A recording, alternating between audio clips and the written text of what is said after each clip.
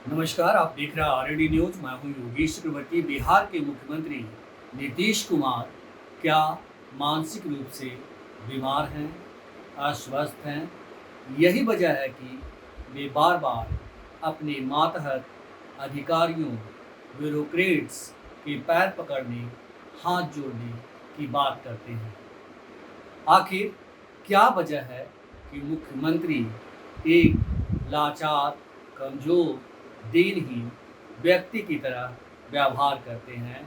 क्या ये बीमारी है, या फिर ऐसे कर वे बिहार की जनता की सेवा करना चाहते हैं, काम निकालना चाहते हैं अधिकारियों से, इसीलिए वे हाथ जोड़ लेते हैं और पैर पकड़ने की बात करते हैं? हमारे साथ एक्स आईपीएस अधिकारी अमिताभ दास जी हैं। आइए इनसे समझते हैं कि एक मुख्यमंत्री जब किसी अधिकारी के सामने हाथ जोड़ता है या फिर उसके पैर छूने की कोशिश करता है, तो ये किस तरह का व्यवहार है और राज्य की सिस्टम पर ये किस तरह का असर डालता है। सर, जिस तरह से पिछले कुछ दिनों से बिहार के मुख्यमंत्री लगातार पैर छू लेते हैं, लगातार पीएम का पैर उन्होंने छूने की कोशिश की थी। उसके बाद कई बार ऐसी घटनाएं हुई। आज एक बार फिर हाथ जोड़ने और पैर छूने की बात आगे है। कैसे देखते हैं आप इसे? देखिए, लोग तो बहुत कुछ पर हँसते हैं, लेकिन ये हँसने का विषय नहीं है, चिंता का विषय है ना। मैं खुद तो डॉक्टर नहीं हूँ, लेकिन मुझे गहरा संदेह इस बात का है कि जो मुख्यमंत्री हैं पलटू राम हमारे, उनको कोई गंभीर मानसिक समस्या हो गई है। और चिंता का विषय मैं इसलिए कह रहा हूँ कि बिहार के 13 करोड़ लोगों की आप सरकार चला रहे हैं, और अगर आप का दिमाग आपके काबू से बाहर चला जाए तो आप किस साइड पर कौन आदेश कर देंगे, कौन सा नीति बना देंगे, क्या कर देंगे, तो बहुत गंभीर बात है। पिछले 1 साल में मुझे लगता है कि ज़्यादा गिरावट तेजी से आई है। मैं दर्शकों को याद दिला दूँ, इसी नीतीश कुमार ने विधानसभा में और विधान परिषद में एक बहुत अश्लील भाषण दिया परिवार नियोजन के नाम पर। उस पर भी बहुत विवाद हुआ था, देश भर में विवाद हुआ था। बाद में उनको खेत तक करना पड़ा था। उसके बाद अभी जो लोकसभा चुनाव हुए, ये प्रचार में कहते थे कि हम लोग 4000 सीटें जीतने वाले हैं, 4000 सीटें जीतने वाले हैं। नहीं, 543 सीटों के लिए मतदान हो रहा है, पलटू राम 4000 सीटें जीत रहे हैं। उससे भी लगा कि ये क्या कर रहा है। एक मीटिंग में बख्तियारपुर में उन्होंने कह दिया कि आपको नरेंद्र मोदी को मुख्यमंत्री बनाना है ना। अब इनको एक पैर छूने की एक अलग बीमारी आ गई है। नरेंद्र मोदी नवादा आए थे तो ये जाके मंच पर जाते ही उनका पैर छूने लगे। उसको बिहार में गोड़ पकड़ना कहते हैं, गोड़ पकड़ने लगे। संसद में गए थे, अभी जो संसदीय दल की जो बैठक हुई थी लोकसभा चुनाव के बाद, उसमें मोदी का पैर छूने लगे। देखिए, देश में इतने मुख्यमंत्री, कोई प्रधानमंत्री का पैर तो नहीं छूता। और खुद ये पलटू राम एक साल पहले तो पैर नहीं छूते। मोदी तो 10 साल से प्रधानमंत्री है, 1 साल पहले तो पैर नहीं छूते। और मतलब एक अभी याद होगा लोगों को, अशफाक करीम राजद से जदयू में शामिल होने गए, राज्यसभा एमपी हुआ करते थे पहले, तो इन्होंने अशफाक करीम को प्राथमिक सत्ता दिलाई, तो अशफाक करीम को पैर छूने। अभी एक राजस्व विभाग की बैठक हो रही थी, उसमें उन्होंने मुख्य सचिव से कहा कि मैं आपका पैर पकड़ता हूँ। आज मरीन ड्राइव या कहीं का दिखा रहा था वीडियो, वायरल अभी सोशल मीडिया पर। उस पर कोई ठेकेदार है, कोई इंजीनियर, उनका पैर पकड़ रहे हैं और उनको अधिकारी लोग रोक रहे हैं। ये क्या मजाक हो गया है ना। तो लग रहा है कि देखिए, मेरे कुछ डॉक्टर मित्र हैं, वो लोग बताते हैं कि ये सब डिमेंशिया का लक्षण होता है ना। इंग्लिश में से डिमेंशिया कहते हैं। ज़्यादा उम्र होने के साथ लोगों को उम्र हावी होने लगती है, और तब इस तरह के आदमी कंफ्यूज स्टेट ऑफ माइंड में चला जाता है, जब उसका दिमाग मतलब बहुत क्लियरली सोच नहीं पाता है और वो डिमेंशिया का शिकार हो जाता है। एक और बीमारी होती है, उसको अल्जाइमर की बीमारी कहते हैं। एक जर्मनी के डॉक्टर थे अल्जाइमर, उन्होंने इस बीमारी की पुष्टि की, उसको अल्जाइमर्स डिजीज कहते हैं। उसमें तो और गंभीर होता है, उसमें तो धीरे धीरे करके पूरा मतलब आपकी याददाश्त हो जाती है, स्मृति लोप हो जाता है, लोग अपनी पत्नी तक को पहचानना बंद कर देते हैं। तो खैर जो भी है, लग तो रहा है। बीच में इंग्लैंड गए थे 2-3 महीना पहले, उस समय भी ऐसी चर्चा हुई थी कि ये शायद वहाँ डॉक्टरों से उन्होंने कुछ दिखलाया। तो जो भी हो, ये मामला अब इसका नहीं रहा, और अब मामला इतना खुल रहा है कि पहले तो लोग तुरंत, अभी फिर मुझे याद आया बातचीत के दौरान गया में एक कार्यक्रम हो रहा था, उसमें एक महिला उद्घोषक मंच पर थी। मुख्यमंत्री चढ़े पलटू राम मंच पर, तो महिला उद्घोषक ने कहा कि हम आपका अभिनंदन करते हैं। तो मुख्यमंत्री उससे गला लग के कह रहा है कि मैं भी आपका अभिनंदन। तो ये सब असामान्य हरकत है। ये कोई नॉर्मल व्यक्ति इस तरह से काम नहीं करता है। तो अब तो देखिए इस तरह से यदि गिरावट होती रहेगी तब तो कल तो ये भी भूल जाएँगे मुख्यमंत्री कि मैं बिहार का मुख्यमंत्री हूँ, कि केरल का मुख्यमंत्री, है ना? साइड पर ये जो कुछ लोगों से घिरे रहते हैं, आप जिसको कॉकस कह सकते हैं या जो भी कहिए किचन कैबिनेट कह सकते हैं, तो वो तो इनसे कहीं पर कहीं दस्तखत करा लेगा, कोई फाइल पर दस्तखत करा लेगा, ये तो बेखुदी में रहे, किसी चीज़ पर दस्तखत कर देंगे, कोई आदेश पारित कर देंगे। तो अब तो देखिए ये कायदे से होना चाहिए कि एक मेडिकल बोर्ड बैठना चाहिए, इनका मतलब जो होता है दिमाग का जो एमआरआई होता है, आजकल तो मेडिकल साइंस बहुत तरक्की कर गया है, सीटी स्कैन क्या-क्या, ब्रेन मैपिंग क्या-क्या होता है, वो सब करना चाहिए और उसकी रिपोर्ट को सार्वजनिक करना चाहिए।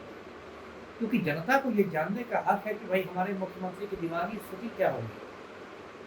ये तो गंभीर बात है ना, पहले तो लोग हँसी में उड़ा देते थे इसमें, लेकिन अब तो ये हँसी का विषय रहा नहीं, तो अराजक स्थिति की ओर जा रहा है बिहार। जी। मतलब आप कह रहे हैं कि सीएम नीतीश का हेल्थ रिपोर्ट जारी होना चाहिए बिल्कुल। ताकि लोग बिल्कुल। जान सकें कि वो किस स्थिति बिल्कुल, में हैं। बिल्कुल। जैसे आपको मालूम होगा कोई भी वीआईपी जब अस्पताल में भर्ती होता है और सबकी दुनिया भर की निगाहें उस पर आती है, तो अस्पताल जो होता है वो कुछ-कुछ देर पर एक मेडिकल बुलेटिन जारी करता है ना? जी, जी। कि अभी उनका बीपी इतना है, ये नियंत्रण में है, इसकी सब है, ऐसे चल रहा है, मतलब एक मेडिकल बुलेटिन, जिससे कि कोई अफ़वाह नहीं उड़े और कोई मतलब असमंजस की स्थिति नहीं रहे, सब कुछ क्लियर रहे। तो आप मुख्यमंत्री हैं ना, आप तो 13 करोड़ लोगों का राज्य है। ऐसा तो नहीं कैसे आप कोई मान लीजिए कोई सड़क छाप आदमी होते हैं, आप गाँव में रहते तो आप कुछ याद रहा या नहीं याद रहा, वो सिर्फ़ आपके लिए मैटर करता है, ज़्यादा से ज़्यादा आपकी फैमिली के लिए मैटर करता है। लेकिन अब 13 करोड़ के बिहार यहाँ है और केंद्र सरकार भी आपके समर्थन से चल रही है, 12 सांसद भी आप रखे हुए हैं। तो इसमें तो बहुत ज़रूरी है कि इनका मेडिकल बोर्ड का से इनका ये हो और रिपोर्ट जो भी हो उसको सार्वजनिक किया जाए, ये नहीं कि उसको 7 तालों में बंद करके छुपा दिया जाए। जी। क्या लगता है कि अभी तक जो जेडीयू पार्टी है या मुख्यमंत्री सेक्रेटेरिएट है, वो इस पे पर्दे डालने की कोशिश कर रहा है? तो कोशिश तो कर ही रहा है ना। अब फिर उस चीज़ के दौरान फिर एक घटना याद आई। एक महावीर चौधरी की श्रद्धांजलि सभा थी, जो अशोक चौधरी मंत्री हैं, उनके पिताजी की श्रद्धांजलि सभा थी, उसमें पलटू राम पहुँचे थे। इनको हाथों में फूल दिया गया, तो कायदे से इनको महावीर चौधरी की तस्वीर पर चढ़ाना था, है ना? कायदा तो वही ना, इन्होंने जाके अशोक चौधरी के सर पर चढ़ा दिया। कभी देखेंगे कि अशोक चौधरी और विजय चौधरी 2 मंत्रियों का सर टकरा देते हैं। तो स्कूल का बच्चा भी नहीं करता। आप माननीय मुख्यमंत्री खड़े, तो ये क्या हो रहा है? किधर जा रहा है बिहार? तो ये सब है और इसलिए आप देखिए इनके उत्तराधिकारी की भी चर्चा होने लगी। अभी जैसे संजय झा को कार्यकारी अध्यक्ष बनाया गया, तो ये चर्चा होने लगी कि अब मतलब मुख्यमंत्री की ये हालत हो गई कि वो पार्टी नहीं चला सकते। इसलिए संगठन में संजय झा को कार्यकारी अध्यक्ष बना दिया गया, वर्किंग प्रेसिडेंट। या अभी जो मनीष वर्मा ने कल ज्वाइन किया है जदयू में, तो अभी इस बात की खुसुर-फुसुर शुरू हो गई है कि ये नीतीश कुमार का उत्तराधिकारी है, पार्टी ने अपना उत्तराधिकारी खोज लिया है। क्योंकि लोगों को लग रहा है कि हो सकता है, इस बात की भी चर्चा है और पता नहीं, मैं इसको पुष्टि नहीं करता कि हो सकता है 2-3 महीने के लिए नीतीश कुमार को विदेश जाना पड़े इलाज कराने के लिए। उस समय कौन कार्यकारी मुख्यमंत्री कौन बनेगा, कौन देखेगा? तो इसके लिए मनीष वर्मा का नाम आ रहा है। लेकिन इन लोगों ने देखिए बहुत मजाक बना के रख दिया है। सरकार चल रही है ना, कॉमेडी सर्कस नहीं है ना। जी, जी, जी। ये बताइए सर कि जिस तरह से बिहार में मुख्यमंत्री नीतीश कुमार का व्यवहार है, तो जनता को भी आगे आकर के मांग करनी चाहिए कि सीएम नीतीश का बिल्कुल, बुलेटिन जारी होना चाहिए। बिल्कुल मांग करनी चाहिए। और विपक्ष क्या कर रहा है? बिहार में बाकायदा विपक्ष है ना, विपक्ष के नेता है ना तेजस्वी यादव, तो संवैधानिक पद होता है नेता प्रतिपक्ष, एक संवैधानिक पद पर है ना। उनको यदि मैं रहता विपक्ष का नेता तो मैं तो पूरा शिष्टमंडल लेके राजभवन जाता और महामहिम राज्यपाल को ज्ञापन देता कि भाई आप एक आदेश दीजिए मेडिकल बोर्ड के गठन का। ये क्या हो रहा है बिहार में? और मेडिकल बोर्ड का गठन होना चाहिए।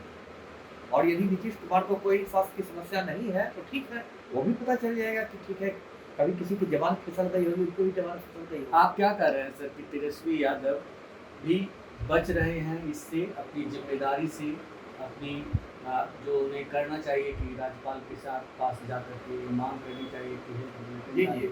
क्योंकि उनकी जिम्मेदारी बनती है कि बिल्कुल। योग्य व्यक्ति जो है जी, जी, बिल्कुल। पद पे रहे।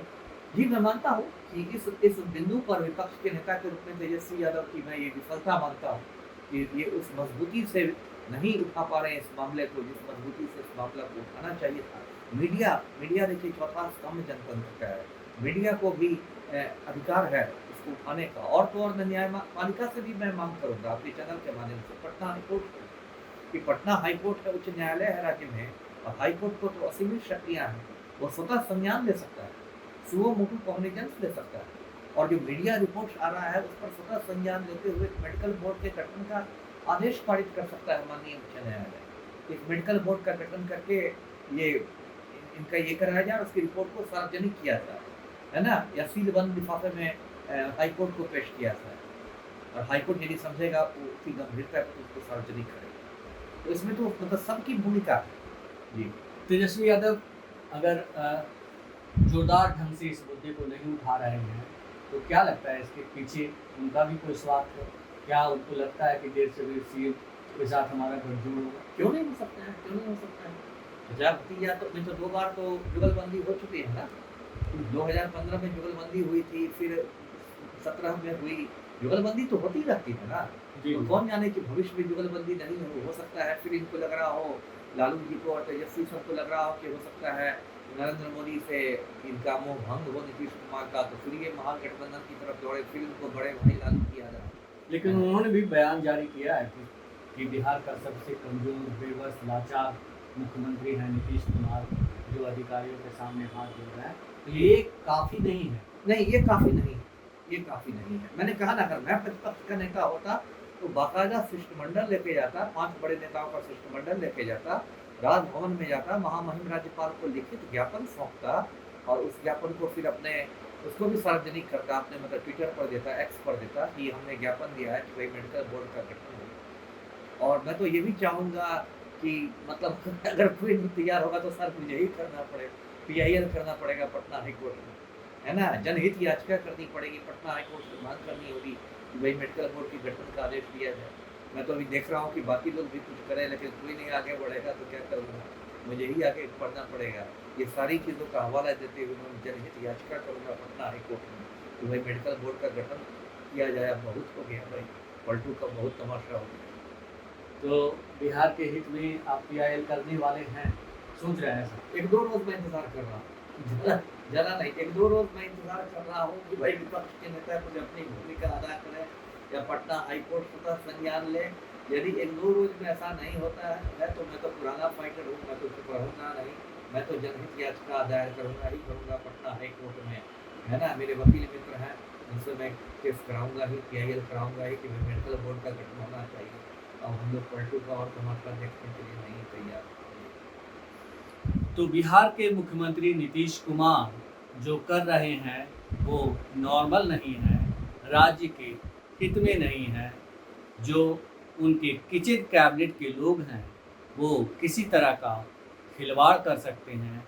ऐसे में मुख्यमंत्री नीतीश कुमार का मेडिकल बुलेटिन जारी होना जरूरी है ताकि बिहार की जनता जान सके कि सच्चाई क्या है।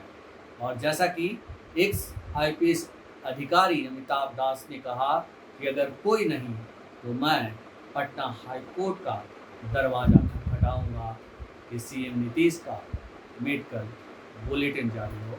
फिलहाल इतना ही। आप हमें फेसबुक पर फॉलो करें, यूट्यूब पर सब्सक्राइब करें, लाइक करें, शेयर करें और कमेंट कर अपना महत्वपूर्ण विचार और सुझाव जरूर दें। धन्यवाद।